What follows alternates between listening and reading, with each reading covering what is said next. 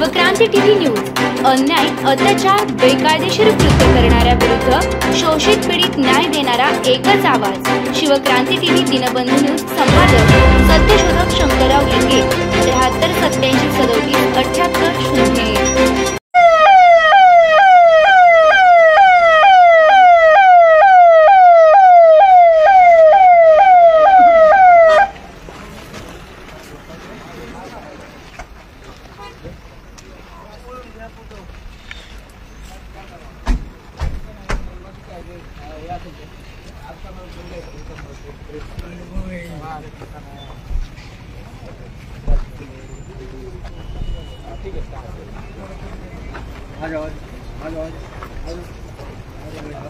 तुमच्या करून घ्या, काय प्रॉब्लेम नाही, आपल्या कोणाचं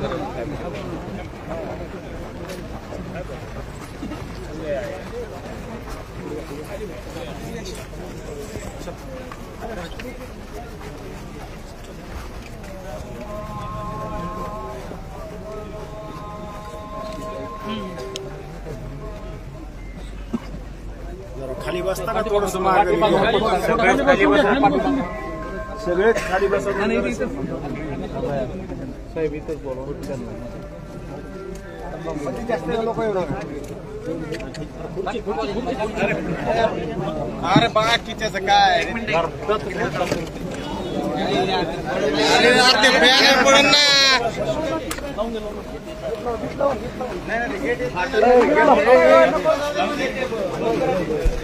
खाली बसा बसा खाली खाली बसा खाली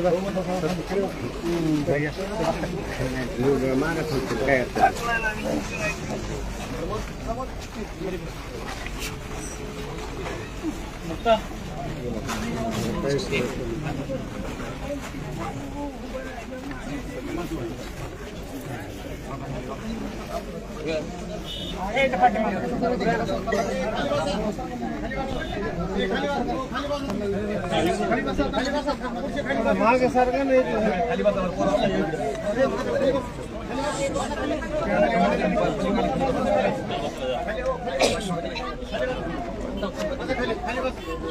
बसा बरं शांत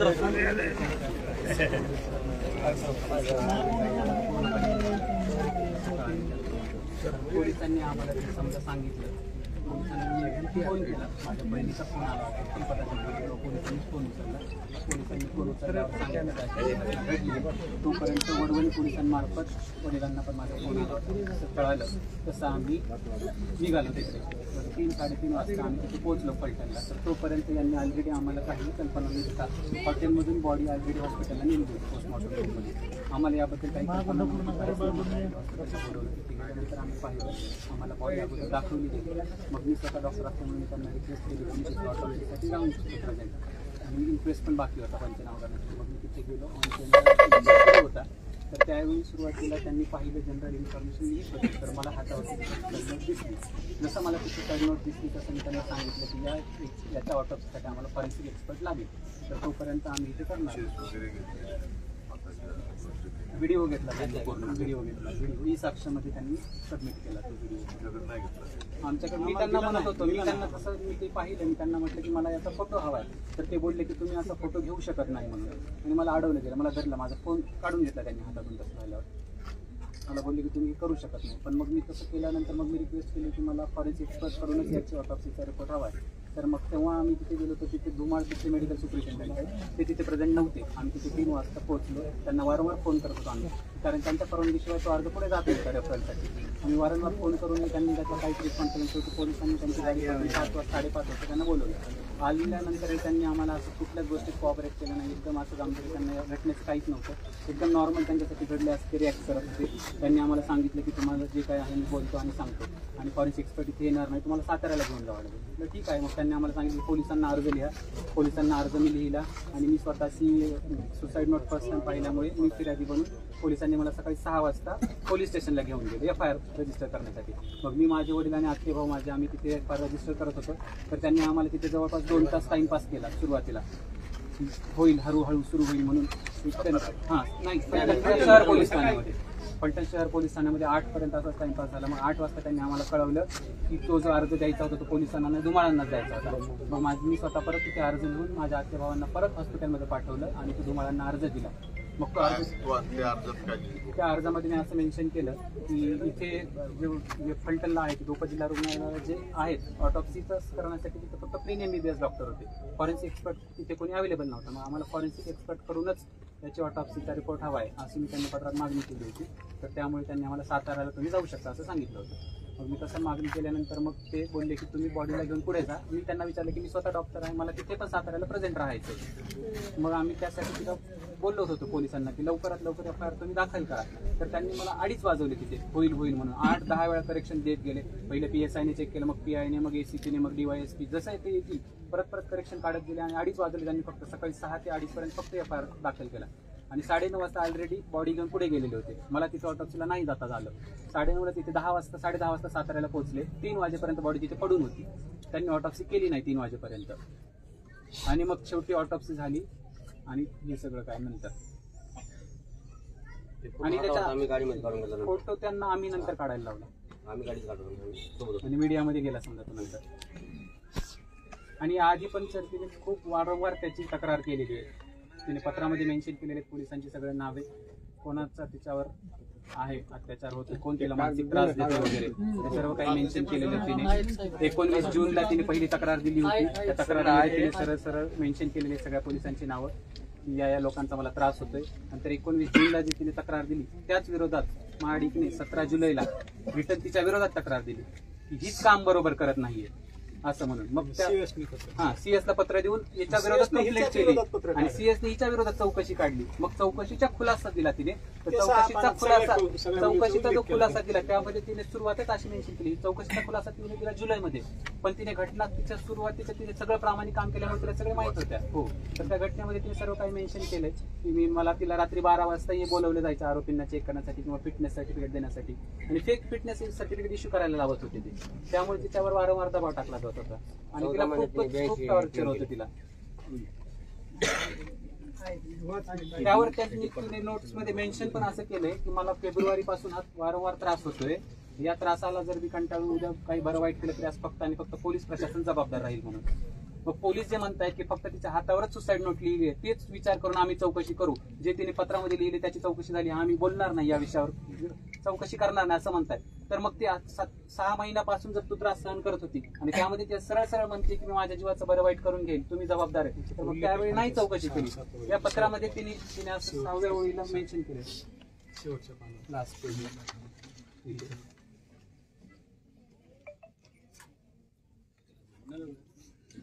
यातून अनुचित मानसिक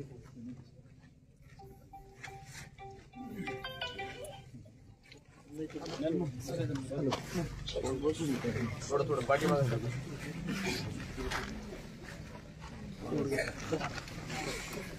यातून अनुचित काय घडलं तर फक्त पोलीस प्रशासन जबाबदार राहील म्हणून तिने मेन्शन केलं. मग ही सुसाईड नोट कन्सिडर करावी.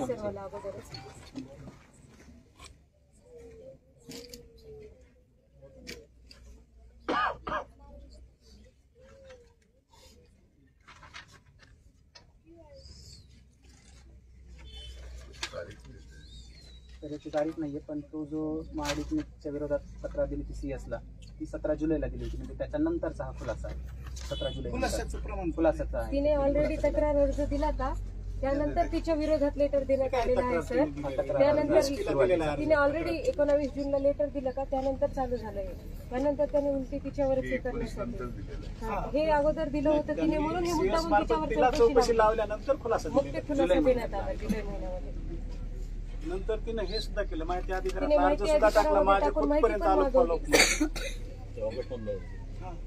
13 ऑगस्टचा तो 19ला आपण म्हणजे तिने पहिले दिली होती आणि त्यानंतर उलट तपासणी तिचीच केल्या गेली पण बाकीच्यांची केल्या गेली नाही. ती जुलैमध्ये झाली. जबाब आहे, तिच्या चौकशीचा जबाब आहे. आणि नंतर तिने 13 ऑगस्टला RTI नुसार त्यावर पण तिची माहिती नाही मिळाली. ही एकदाच झाली चौकशी. तिच्या शोकॉज नाही इश्यू केले गेलेलं कधीच, तिच्या कामाची कधीच कंप्लेंट नाही गेलेली, काहीच गेलेली नाही. फक्त तिच्यावर वारंवार दबाव टाकत गेले. पोस्टमॉर्टमचे रिपोर्ट बदलून द्या, अनफिट पेशंट फिट लिहून द्या. आणि ती निडरपणे राहत गेली. तिने दिलं नाही बदलून म्हणून तिला एवढा त्रास दिला गेला. तिने ऑलरेडी कंप्लेंट दिली होती, त्यानंतर ही उलट तपासणी केली गेली तिची. तिने सगळ्यांचे नाव मेन्शन केले, त्या सगळ्यांना आरोपी सह आरोपी करा, आम्हाला न्याय पाहिजे. तिने ऑलरेडी डिटेलमध्ये दिलेलं आहे. याच्यावरच्या नावांची का चौकशी होत नाहीये? माणूस आज त्रास झाला की उद्या सुसाईड नाही करू शकत ना. 6 महिन्यापासून ती त्रासामध्ये होती, पण एवढी खंबीर होती ती, डगमगली नाही. 6 महिने झुंजत राहिली त्या गोष्टींना. जूनमध्ये तिने स्वतः लेटर दिले, स्वतः RTI टाकला तिने ऑगस्टमध्ये. कोणीच गांभीर्याने दखल घेतली नाही या गोष्टींची. या सर्वांची नाव आहेत, त्यांना सर्वांना आरोपी सह आरोपी करू. त्या सर्वांची सखोल चौकशी झाली पाहिजे.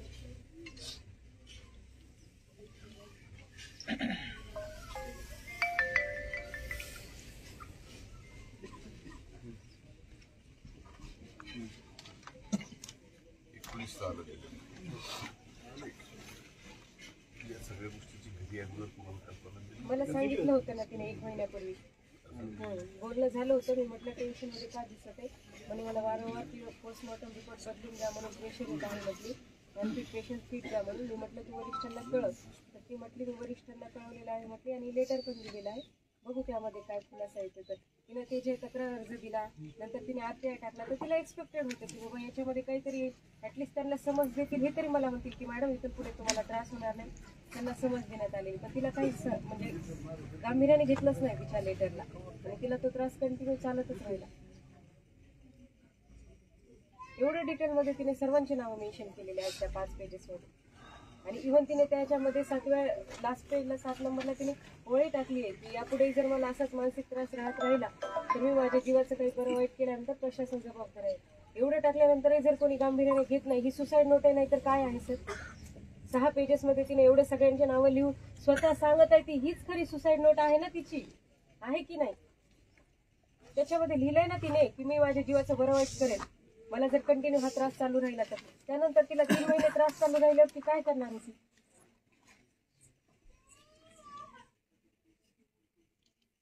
आम्हाला न्याय पाहिजे. जे कोणी आहेत त्यांना सर्वांना सखोल चौकशी करा. SITची मागणी आहे आमची. SITची मागणी करतो सर आम्ही. आणि महिला IPS अधिकारी पाहिजे आम्हाला. SIT कडे जाईल. मी स्वतः पहिल्यांदा टीव्हीला माझा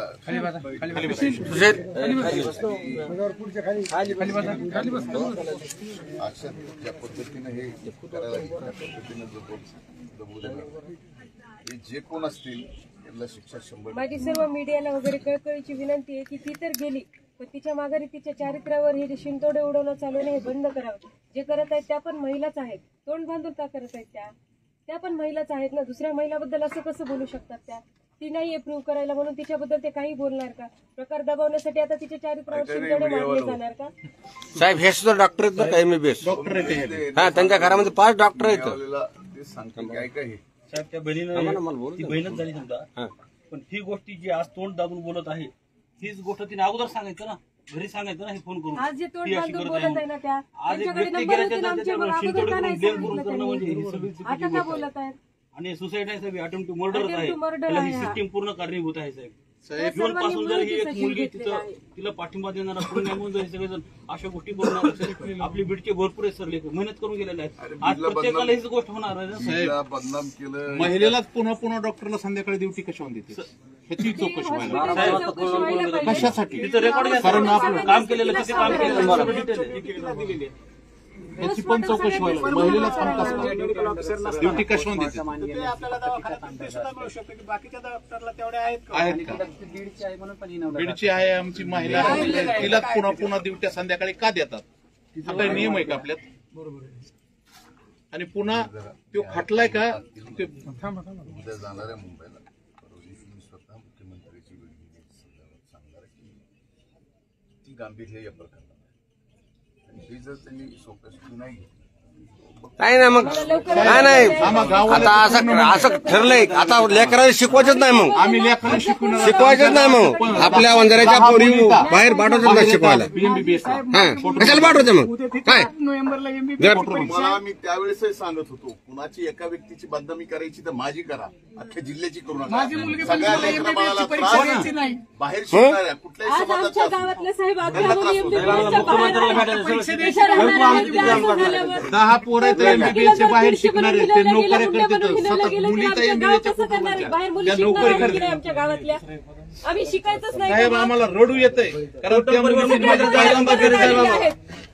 सगळ्या पोरी परत येऊन बसल्यात. शिकायचंच नाही का मग आम्ही? काय करायचं आमच्या मुलींनी? नोकरी लागल्याने आता नोकरी करायचंच काम झालं नाही. कुठं बी गेलं की तुमचा बीड जिल्हा ते चालूच आहे. कशासाठी बाबा? आणि पुन्हा मुंडे कशासाठी? हे त्या काळात ज्या 4-5 नेत्यांनी केलं ना बीडला बदनाम, एक व्यक्ती एका घटनेपुरता विषय असावा, एका जात समूहाला पूर्ण जे काही केलं त्याचा हा परिणाम आहे. कुठे गेले की हिनवायला हे चुकीचं आहे सर. मुंडे जर आम्ही तुमच्या पाठीशी आहोत ना सगळेजण मिळून. नाही यांना उचला. ती निडर होती म्हणून तिला जीवाला मुकावं लागलं का? तिने नाही पीएम रिपोर्ट बदलून दिले म्हणून तिला मुकावं लागलं का? काळजी करू. साहेब बीडला चालला पाहिजे एवढी आमच्या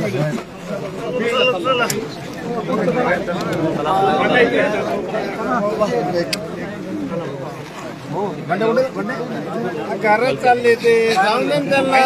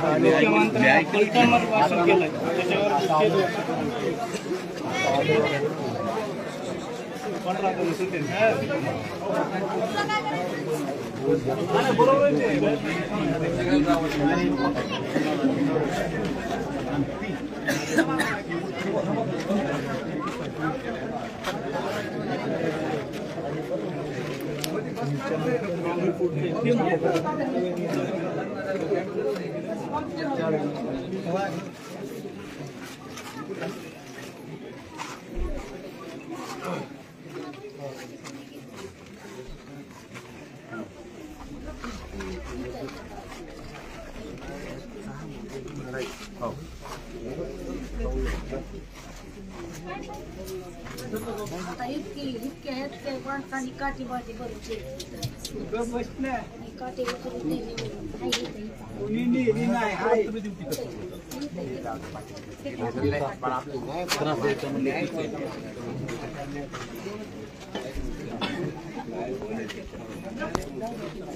हॅलो 10 मिनिटं डॉक्टर साहेब दाखवले डॉक्टर साहेब ट्रीटमेंट चालू आहे. 10 मिनिटं नाही एक 10 मिनिट 10 मिनिट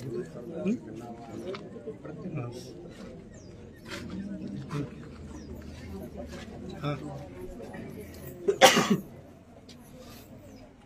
5 मिनिट व्हायला आहे 5 मिनिट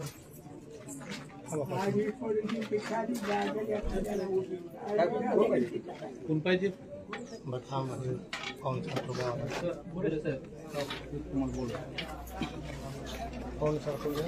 सर करून गावात आलं थांबा 5 मिनिट जाऊन थांबा हॉस्पिटलवर.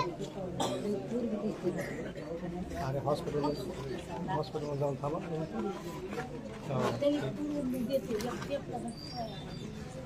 बसून काय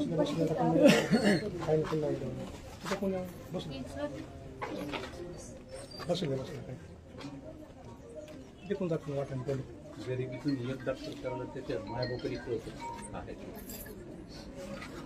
बाकी काय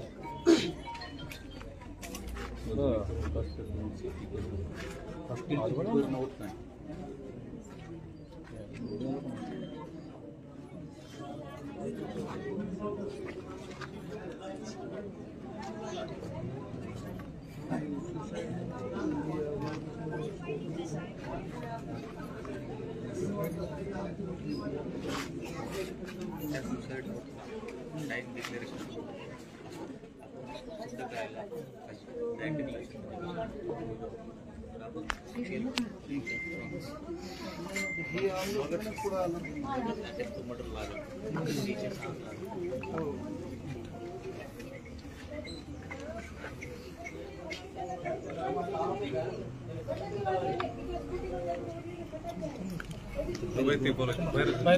बाहेर येते समोर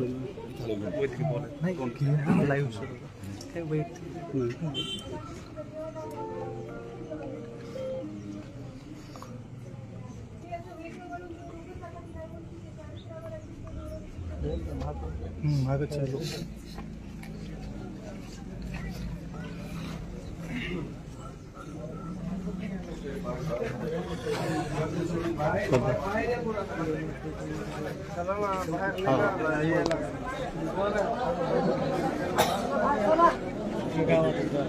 आम्ही बोलू शकतो 5 मिनिटं बंद करा मध्ये 5 मिनिटं नाही मधलं काही येत नाही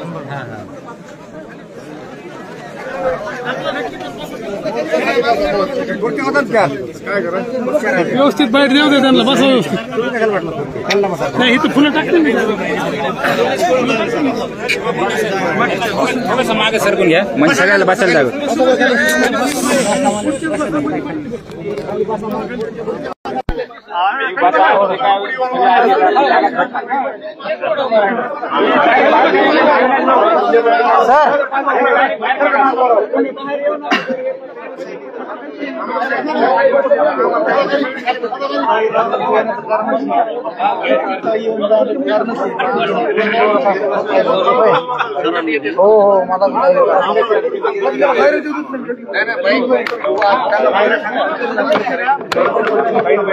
की मागे या मग इकडे मागे सारखा तुम्ही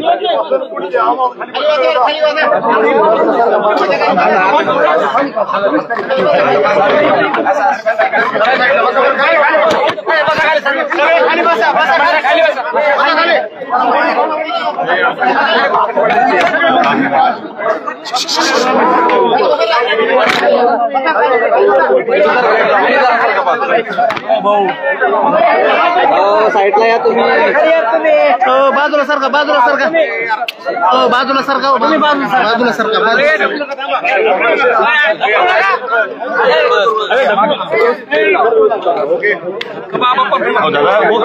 एक मिनिट थोडं शांत होईल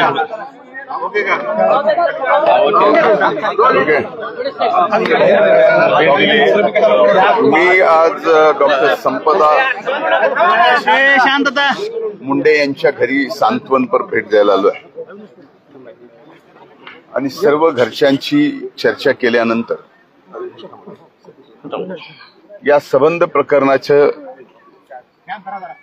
जे त्यांच्याकडून ऐकलं त्यामध्ये स्पष्टपणानं पोलिसांच्या आणि तिथं वैद्यकीय अधिकाऱ्यांच्या अतिशय त्रासाला कंटाळून हा प्रकार घडलेला आहे. आजही या क्षणाला या कुटुंबातला कुठलाही व्यक्ती हे मानायला तयार नाही की डॉक्टर संपदानी आत्महत्या केली. कारण 2 दिवस अगोदर संपदाने आपल्या लहान भावाला फोनवरती सांगितलं की कास्ट सर्टिफिकेट काढून घ्या, पीजी साठी ते पुढे लागणार आहे. 2 दिवस अगोदर जर एक डॉक्टर स्वतः आपल्या लहान भावाला सांगते की मला पीजी करायची आहे, ती डॉक्टर आत्महत्या करू शकत नाही. त्यामुळं जसा घरच्यांचा या ठिकाणी समज आहे की ही हत्या करून आणलेली आहे, त्याची चौकशी पूर्णपणाने झाली पाहिजे. मी या अगोदरही या घटनेच्या बाबतीमध्ये स्पष्टपणानं माननीय मुख्यमंत्र्यांना सांगितलं की या ठिकाणी SIT नेमावी, त्या SIT मध्ये सिनियर मोस्ट IPS अधिकारी महिला द्याव्यात आणि त्यांच्या मार्फतच त्या जिल्ह्यातला कुठलाही अधिकारी त्या तपासामध्ये न ठेवता त्या ठिकाणी हा तपास होणं आवश्यक आहे. कारण हे प्रकरण फार वेगळं आहे. या प्रकरणामध्ये एकीकडं ती वैद्यकीय अधिकारी डॉक्टर संपदा चुकीचे सर्टिफिकेट देत नाही म्हणून पोलीस त्यांच्यावरती अत्याचार करत होते. त्याच्या तक्रारी त्यांनी CS पासून अनेक जणांकडे केल्या की अशा वेगवेगळ्या दबाव माझ्यावर येतोय. एवढंच नाही तर शेवटी त्यांच्या जबाबामध्ये ती बीड जिल्ह्याची आहे अशा प्रकारची हिनवण्या सुद्धा झाल्या. ती एका ठराविक समूह जातीची आहे अशा प्रकारे सुद्धा त्या ठिकाणी हिनवण्या तिच्या होत होत्या. आणि ह्या सगळ्या गोष्टीला कंटाळून ह्या आत्महत्या केली आहे का या ठिकाणी हत्या झाली हा भाग पोलिसाच्या तपासामधला आहे. म्हणजे एक गोष्ट निश्चित आहे की ज्या 4-5 पुढाऱ्यांनी काही महिन्यापूर्वी या बीड जिल्ह्याला बदनाम केलं त्यावेळेस बीड जिल्ह्यातला प्रत्येक जात प्रत्येक जमात सर्व 18 पगड जाती बदनाम होत होत्या. याच्यातले कुणी ना कुणी बाहेर शिकायला होतं, कुणी ना कुणी नोकरी करत होतं. त्यांचा विचार बीड जिल्हा बदनाम करताना कुणी केला नाही. आणि आज तेच प्रकार त्याला हेही कुठेतरी कारणीभूत आहेत. नाही तर हिनवणी झाल्या नसत्या. आज हे समोर आलंय, हे आज समोर आलंय. न समोर येणारे आणि गुपचूपपणानं गाव सोडून कोसो किलोमीटरवर आपले पोट भरणारे लोक किती हिनवण्या सहन करत असतील याचा आज त्यांनी विचार करायला पाहिजे. एवढंच नाही, याबाबत मला पोलिसांना प्रशासनाला एक प्रश्न विचारायचा आहे की कुठल्या अधिकारात आपण ज्या वेळेस डॉक्टर संपदा आत्महत्या केली किंवा तिचा मृत्यू झाला त्यावेळेस पोलिसांनी घरच्या कुठल्याही लोकांना न येऊ देता तिथून बॉडी हलवली कशी पीएमसाठी. इथपासून सगळ्या गोष्टी चौकशी करण्यासारख्या आहेत. आता हाताच्या बघितलं आपण, त्यांच्या बहिणीचं म्हणणं ते हस्ताक्षर त्यांचं नाहीच आहे. एक बहीण आपल्या बहिणीचं हस्ताक्षर अतिशय व्यवस्थितपणाने ओळखू शकते.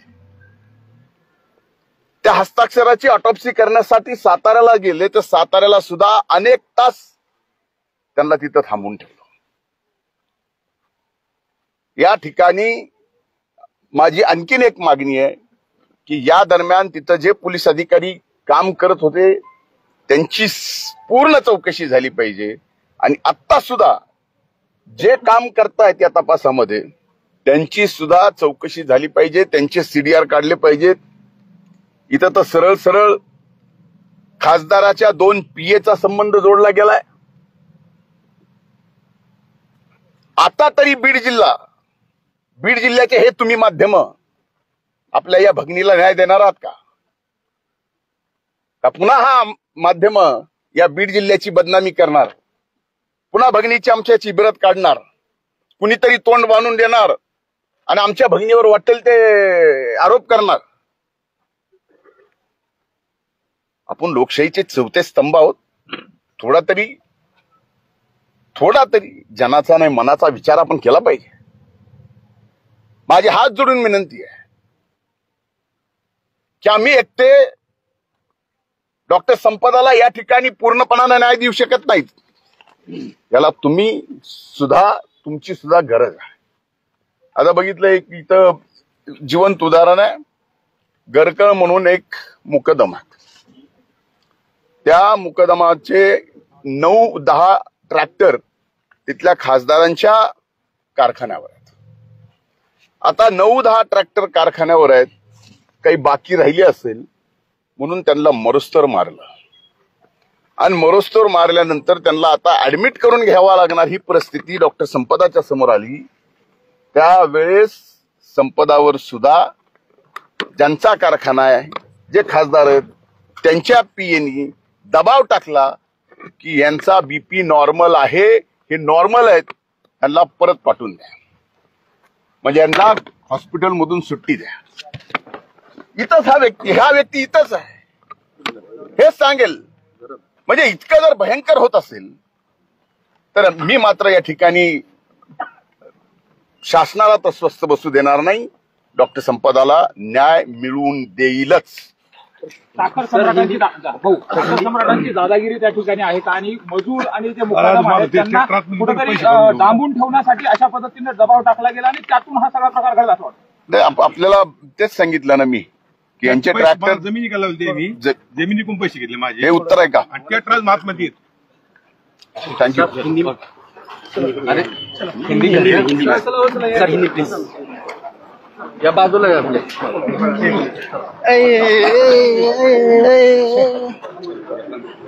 थांबा थांबा जरा एक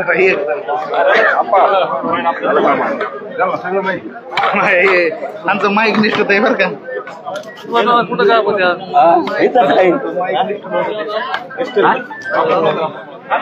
मी पटकीने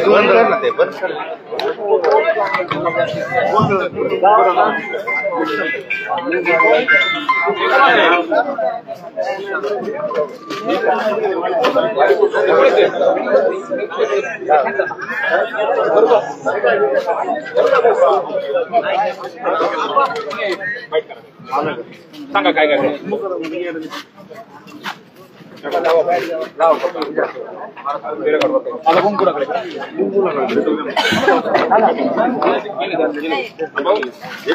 गेले ना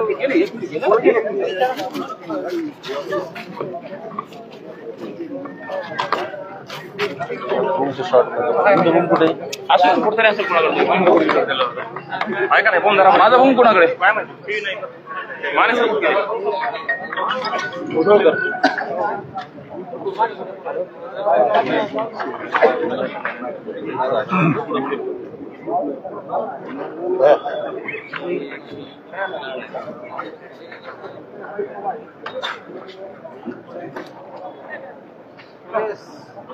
माने कुठे गेले माने कुठे गेले बोला